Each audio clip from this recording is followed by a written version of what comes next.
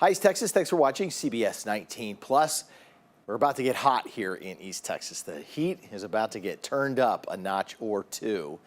We had heat advisories on Tuesday. They're in effect until 10 o'clock for Upshur County, also Wood County, Smith County is included in that.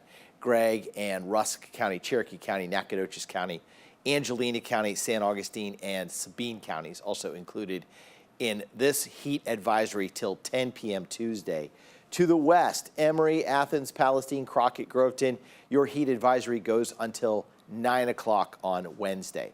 I would expect, judging by what our forecast temperatures are for tomorrow, that we may have another heat advisory issued for more of East Texas. Notice our far eastern counties were not included in that heat advisory.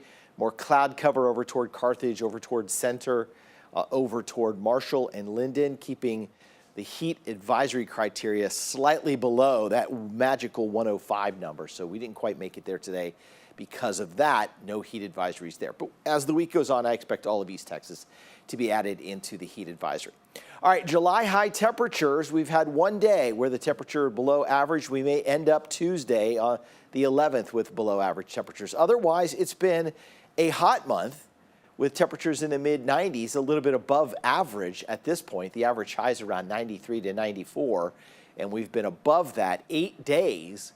One day was normal. That was on Sunday, and then that previous Sunday on July 2nd, it was slightly below average. All right, so how does this compare to last year? I think the humidity is making it feel hotter this year. If you're complaining about the heat, it's likely because of the humidity, because last year was definitely hotter. When you look at a year ago yesterday, it was 103. A year ago today, it was 103 degrees, and this was part of a stretch where we saw several days in a row where the temperature had topped 100. In fact, we had a string from the 5th through the 13th of 100-degree days, and then we had a magical summer cold front.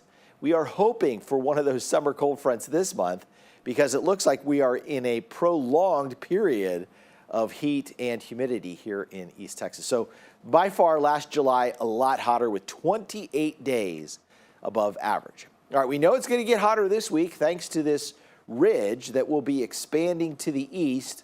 We can call it a heat dome. And as it expands to the east, the hotter weather will return.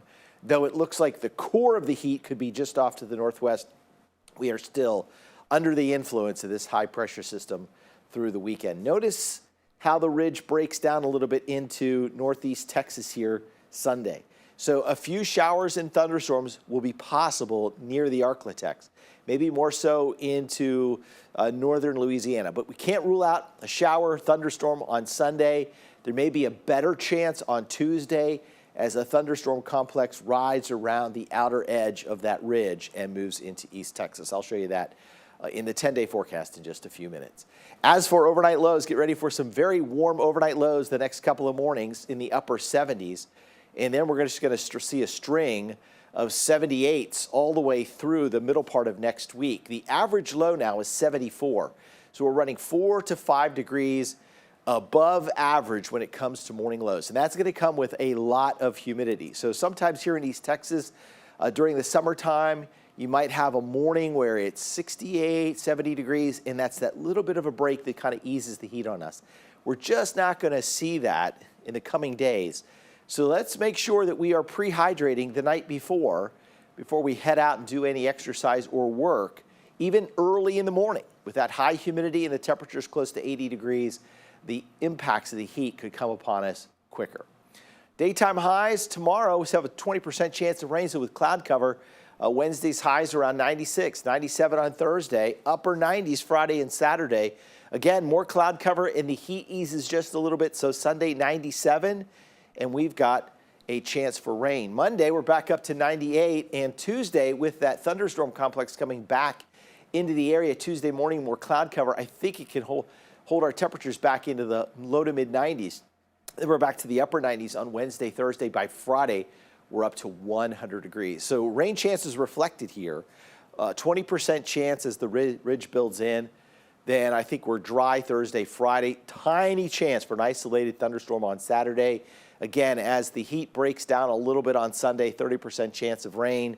The Heat begins to try to reestablish itself Monday, but then begins breaking down again next Tuesday. So a 40% chance of rain for a nighttime early morning thunderstorm complex on Tuesday. All right, meteorological summer started on June 1st. Since then, Tyler is running almost 4 inches below average when it comes to rainfall. Longview about an inch below average. Lufkin almost 3 inches below average.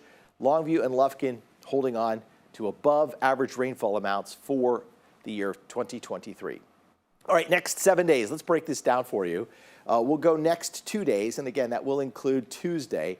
So next 2 days, what we saw today with those scattered showers and thunderstorms, but if you go to Thursday, it's likely dry all across the area. Friday and Saturday, there's that little shower that shows up near Interstate 30. And then Sunday and Monday, it looks like it dries back out again. And then the next 7 days overall, your best chances of rain will be closer to the Louisiana border.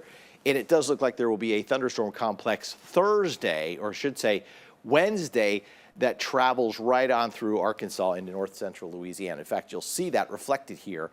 This is one of those thunderstorm complexes going through. That's the one that brings Louisiana the best chance of rain. You could even see the upper level low swirling there.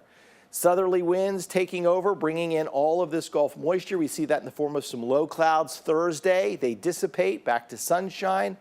The ridge holds firm.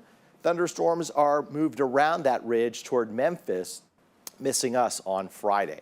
All right, wind and wind gust forecast for Wednesday for you boaters and recreationalists on area lakes. It will be quite windy out there early in the morning on those lakes. Sustained winds at 15 miles an hour, gusting at times up to 23. So a few whitecaps will be possible.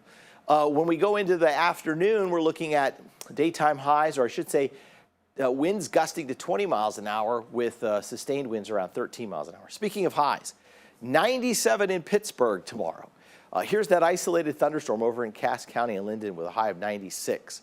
100 in Henderson, Jacksonville 99, Palestine up to 102, Athens up to 100, 99 in Carthage, Longview 96, Gilmer, Mineola upper 90s, Deep East Texas upper 90s with lots of sunshine, Lufkin 99, Nacogdoches 99, Crockett could have its first 100-degree day of the year. Here's your Bill Scott White Texas Pine Joint Hospital 10-day forecast. So partly cloudy, breezy on Wednesday, then mostly sunny, hot on Thursday, near 100 Friday, Saturday. Sunday, isolated thunderstorms possible north.